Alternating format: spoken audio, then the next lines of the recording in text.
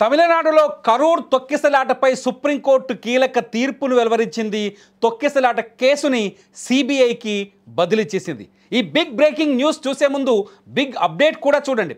హైదరాబాద్ మొత్తంలో ఉన్న best properties అన్నింటినీ ఒకే వేదికపైకి తీసుకొస్తోంది సుమన్ టీవీ. అక్టోబర్ 18, 19వ తేదీన హెచ్ఐసిసి నోవాటెల్లో జరిగే సుమన్ టీవీ ప్రాపర్టీ ఎక్స్పోలో best flats, villas, open plots, Deepavali offers and డిస్కౌంట్స్తో అందుబాటులో ఉంటాయి. మీరు విజిట్ చేసి ప్రతి గంటకి ఒక గోల్డ్ కాయిన్ గెలుచుకునే ఛాన్స్ కూడా ఉంది. ఫ్యామిలీతో రండి, మీ డ్రీమ్ ప్రాపర్టీని సొంతం చేసుకోండి. ఇక బ్రేకింగ్ న్యూస్లోకి వెళ్తే, సుప్రీంకోర్టు ఇచ్చిన తాజా తీర్పుపై నటుడు విజయ్, అట్లాగే టీవీకే పార్టీ అధినేత విజయ్ సంతోషాన్ని వ్యక్తం చేశారు. ఎందుకంటే సిబిఐ విచారణ జరిపితే తప్ప కరూర్ తొక్కిసలాట వెనుకున్న అసలు రాజకీయ మతలబు బయటకు రాదంటూ మొదటి నుంచి విజయ్ వాదిస్తూ వస్తున్నాడు. ఈ తొక్కిసలాట ప్రభుత్వ నిర్లక్ష్యమా లేకపోతే టీవీకే పార్టీ నిర్లక్ష్యమా అనేది తేలాల్సి ఉంది. ఎవరి నిర్లక్ష్యమైన 41 మంది ప్రాణాలు కోల్పోవడం నిజంగా తమిళనాడులో ఎప్పటికీ తీరని విషాదంగా మిగిలిపోయింది. నిన్న విజయ్, రేపు అక్టోబర్ 17వ తేదీన విజయ్ కరూర్ వెళ్తున్నారు. అక్కడ తొక్కిసలాటకు గురైన బాధితుల కుటుంబాలతో ఆయన ప్రత్యేకంగా సమావేశమవుతున్నారు. వాళ్ళకి ఏదైతే తను ప్రకటించారో ఎక్స్గ్రేషియా కూడా అందించే అవకాశం కనిపిస్తుంది. ఈ నేపథ్యంలో చాలా స్పష్టంగా కరూర్ తొక్కిసలాట పైన సిబిఐ విచారణ జరిపించాలని విజయ్తో పాటు బీజేపీ కూడా, తమిళనాడు బీజేపీ కూడా హైకోర్టును ఆశ్రయించడం, హైకోర్టు సిబిఐ విచారణకు అనుమతించలేమని స్పష్టంగా చెప్పేయటం, అట్లాగే సభ నిర్వహణలో టీవీకే పార్టీ నిర్లక్ష్యం ఉందని హైకోర్టు వ్యాఖ్యలు చేయడం, రోడ్లపైన సభలు నిర్వహించేందుకు ఎస్ఓపి కావాలని ఆదేశాలు జారీ చేయటం, ఈ పరిణామాలన్నీ ఒక రకంగా విజయ్కి హైకోర్టులో ఎదురు దెబ్బగా మారాయి. దీంతో విజయ్ సుప్రీంకోర్టుకు వెళ్ళారు. విజయ్తో పాటు బీజేపీ కూడా ఈ సేమ్ పిటిషనర్లు అందరూ ఎవరైతే సిబిఐ విచారణ కావాలనుకున్నారో వాళ్ళంతా సుప్రీంకోర్టుకు వెళ్ళారు. వీళ్ళకి సుప్రీంకోర్టులో అనుకూల తీర్పు వచ్చిందని చెప్పాలి. సుప్రీంకోర్టు తీర్పులో చాలా స్పష్టంగా ఉంది. ఏదైతే తొక్కిసలాట పైన ఒక ప్రత్యేక అబ్జర్వేషన్ కమిటీని కూడా ఏర్పాటు చేసింది. సిబిఐ విచారణ అబ్జర్వేషన్ కమిటీ పరిధిలోనే జరుగుతుంది. దీనికోసం ఒక రిటైర్డ్ జడ్జిని అపాయింట్ చేస్తున్నట్టుగా తెలుస్తుంది. ఇవన్నీ చూస్తుంటే ఒక రకంగా తమిళనాడు రాజకీయాన్ని ఈ సుప్రీంకోర్టు తీర్పు మలుపు తిప్పిందని చెప్పాలి. ఎందుకంటే విజయ్ మొదటి నుంచి స్టాలిన్ ప్రభుత్వాన్ని టార్గెట్ చేస్తూ విమర్శలు చేస్తూ వస్తున్నారు. తొక్కిసలాట వెనుక పోలీసుల తప్పిదం ఉందని చాలా స్పష్టంగా టీవీకే ఆరోపిస్తోంది.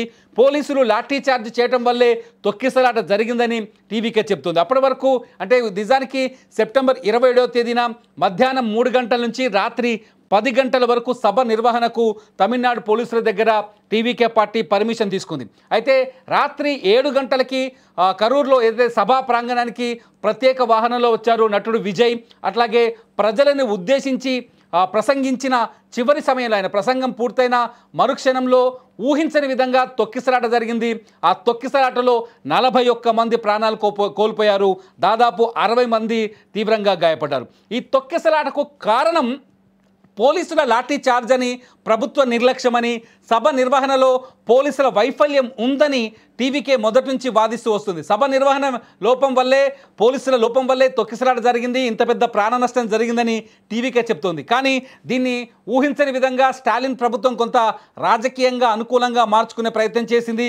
వెంటనే తొక్కిసలాట ప్రాంగణానికి నేరుగా ముఖ్యమంత్రి స్టాలిన్ వెళ్ళడం, బాధితుల కుటుంబాన్ని పరామర్శించడం, ఆ తర్వాత కమల్ హాసన్ లాంటి నాయకులు కూడా, ప్రస్తుతం కమల్ హాసన్ కూడా తమిళనాడు రాజకీయాల్లో ఉన్నారు, ఆయన కూడా వెళ్ళి టీవీకే పైన ఆరోపణలు చేయడం, సభ నిర్వహణ లోపమే ఉంది, అది పార్టీ లోపమే అని చేయడం. మొత్తానికి టీవీకే ఏదైతే కమిటీ ఉందో, సభ నిర్వహణ కమిటీ ఉందో, వాళ్ళ లోపం వల్లే తొక్కిసలాట జరిగిందని ప్రభుత్వం కావచ్చు, ప్రభుత్వం తరఫు వాయిస్ వినిపించే వాళ్ళు కావచ్చు చాలా స్పష్టంగా ఆరోపణలు చేస్తూ వస్తున్నారు. నిజానికి టీవీకే మాత్రం చాలా స్పష్టంగా ఏం చెప్తోంది, తొక్కిసలాట వెనుక పోలీసుల నిర్లక్ష్యం ఉంది, పోలీసులు పట్టించుకోలేదు, ఆ క్షణంలో పోలీసులు లాఠీ చార్జ్ చేసి ఉండకపోయినుంటే ఈ తొక్కిసలాట జరిగేది కాదని టీవీకే ఆరోపిస్తుంది. ప్రస్తుతానికి టీవీకేలో కీలక నేతలపైన కేసులు నమోదు చేశారు, కొందరిని అరెస్ట్ చేశారు, మరికొందరు పరారీలో ఉన్నారు. వీళ్ళంతా సుప్రీంకోర్టుకు వెళ్ళి బెయిల్ కోసం ప్రయత్నిస్తారు. ఈ నేపథ్యంలోనే టీవీకే సుప్రీంకోర్టుకు వెళ్ళింది, సిబిఐ విచారణకు పట్టుబట్టింది, హైకోర్టు తీర్పును సవాల్ చేసింది.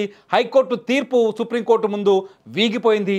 మొత్తం మొత్తానికి సుప్రీంకోర్టు సిబిఐ విచారణకు అంటే విజయ్ కోరిన విధంగానే సిబిఐ విచారణకు ఆదేశాలు జారీ చేసింది. దీంతో ఈ తీర్పు సుప్రీంకోర్టు ఇచ్చిన తాజా తీర్పుతో తమిళనాడులో రాజకీయాలు మళ్ళీ హాట్గా మారే అవకాశం కనిపిస్తుంది. తొక్కిసలాటలో నిర్లక్ష్యం ఎవరిది అని తేల్చే పని ఇప్పుడు సిబిఐ చేతికి వెళ్ళినట్లయింది. మీరేమనుకుంటున్నారు? ఈ తొక్కిసలాట వెనుక ప్రభుత్వ నిర్లక్ష్యం ఉందనుకుంటున్నారా, లేకపోతే సభను నిర్వహించిన టీవీకే నిర్లక్ష్యం ఉందనుకుంటున్నారా? రాజకీయ సభల సమయంలో ఎవరి నిర్లక్ష్యం ఇటువంటి ప్రమాదాలకు కారణమవుతుంది? మీ అభిప్రాయాల్ని ఈ వీడియో కింద కామెంట్ చేయండి. చూస్తూనే ఉండండి లైవ్ అప్డేట్స్ కోసం సుమన్ టీవీ డిజిటల్ లైవ్, అట్లాగే సుమన్ టీవీ లైవ్.